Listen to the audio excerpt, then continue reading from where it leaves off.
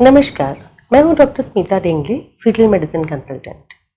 आइए आज हम जानते हैं जन्मजात विकृतियों के बारे में, यानी बर्थ डिफेक्ट के बारे में।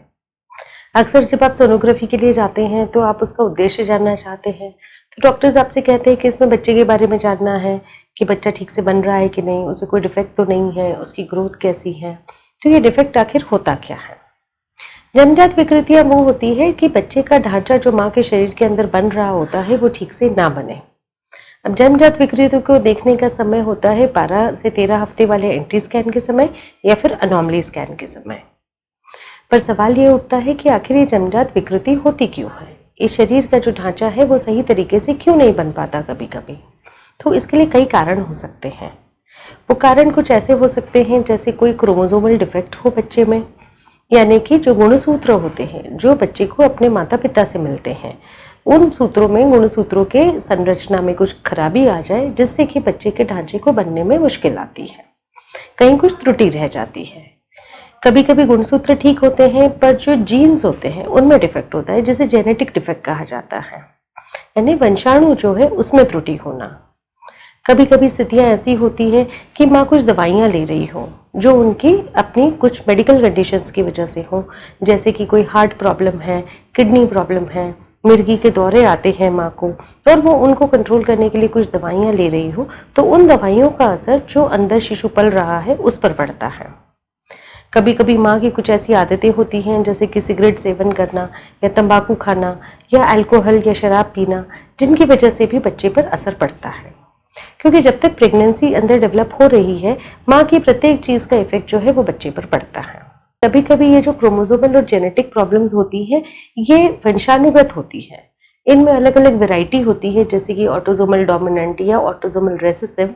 ये बातें गूढ़ तरीके से आपके डॉक्टर्स, आपके फीटल मेडिसिन स्पेशलिस्ट और उनके साथ काम करने वाले जेनेटिक डॉक्टर्स देखते हैं। अब उन चीज़ों को रोकने के लिए हमें बच्चे को 12 से 13 हफ्ते वाले स्कैन से फॉलो करना पड़ता है, परिवार की पूरी हिस्ट्री जाननी पड़ती है, वो जो त्रुटियां होती हैं उन्हें ढूंढ कर खोज कर रखना होता है। अक्सर ऐसी कंडीशंस में परिवार में ऐसी हिस्ट्री आती है कि पहले कोई बच्चे थे जो अफेक्टेड थे, उनमें कोई परेशानियां थी, जिससे कि हम डॉक्टर्स उस हिंट को समझकर आपको ये जांचें करने के लिए एडवाइस देते हैं। अब ये बात आती है कि इनको हम रोके कैसे। तो जो आदतें हम बदल सकते हैं, जैसे सिगरेट सेवन है, तंबाकू खाना है, अल्कोहल की मात्रा है, वो सब कंट्रोल किया जा सकता है। तो जो भी महिला प्रेगनेंसी प्लान कर रही है और इनमें से किसी भी व्यसन की उन्हें आदत है, तो उन्हें प्रेगनेंसी प्लान करने से पहले इसे रोकना होता है। उसके लिए आप आपके डॉक्टर की मदद ले सकते हैं। यहाँ तक कि जो महिलाएं खेतों में काम करती है और जो कीटनाशक का प्रयोग उनके आसपास होता रहता है, उनका भी इफेक्ट पड़ता है। यहाँ तक कि माताएं जो सिगरेट के धुएं को सूंघती है, जो खुद सिगरेट सेवन नहीं कर रही हैं पर सिगरेट का धुआं उनके कांटेक्ट में है, उससे भी असर पड़ता है। तो इन सब चीज़ों का उन्हें ध्यान रखना होता है। अगली बात आती है कि यदि कोई मेडिकल कंडीशन है जिसके लिए माँ कुछ दवाइयाँ लेती हैं, तो उन्हें अपने डॉक्टर से मिलके और ये पहले डिस्कस करना चाहिए कि वो प्रेगनेंसी प्लान करना चाहती हैं, तो क्या वो दवाइयों में कुछ बदल कर सकते हैं। कृपया उनको रोके नहीं। उनको पूरी तरह से यदि रोकेंगे या सडनली बंद कर देंगे तो माँ को दिक्कत होगी, जो हम कभी नहीं चाहेंगे। इसके लिए प्री प्रेगनेंसी काउंसलिंग, इसका अर्थ होता है कि आप आपके ऑब्स्टेट्रिशियन से, स्त्री रोग वाली मैडम से और जो दूसरी कंडीशन को देखने वाले डॉक्टर हैं मेडिसिन वाले, उनसे मिलके एक जॉइंट ओपिनियन लेंगे कि इस बीमारी को कंट्रोल करने के लिए आपको कौन सी दवाइयाँ लेनी चाहिए, क्या उनका डोज कम हो सकता है, क्या दवाइयों की वैरायटी बदल सकते हैं, और फिर उसके बाद जब आप उन बदली हुई दवाओं पे कंट्रोल में आते हैं तब अपनी प्रेगनेंसी प्लान करें। एक सबसे महत्वपूर्ण बात ये हो जाती है कि कभी कभी विटामिन की कमी होती है, आहार बराबर नहीं है, पोषण बराबर नहीं है, तो फॉलिक एसिड, विटामिन B12 इनकी कमी होने से भी बच्चे में जन्मजात विकृतियां आती हैं। तो एक संतुलित आहार रखना बहुत जरूरी होता है।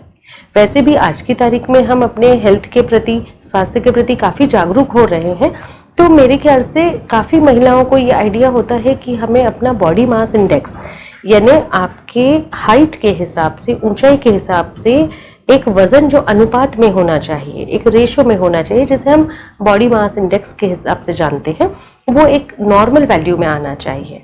तो उसके लिए प्रेगनेंसी प्लान करने के पहले आप आपका BMI जो है वो नॉर्मल रेंज में लाएं। आहार संतुलित रखें, फॉलिक एसिड, विटामिन B12 लेते रहें, तो इन चीज़ों से आप काफ़ी सारी विकृतियों को होने से रोक सकते हैं।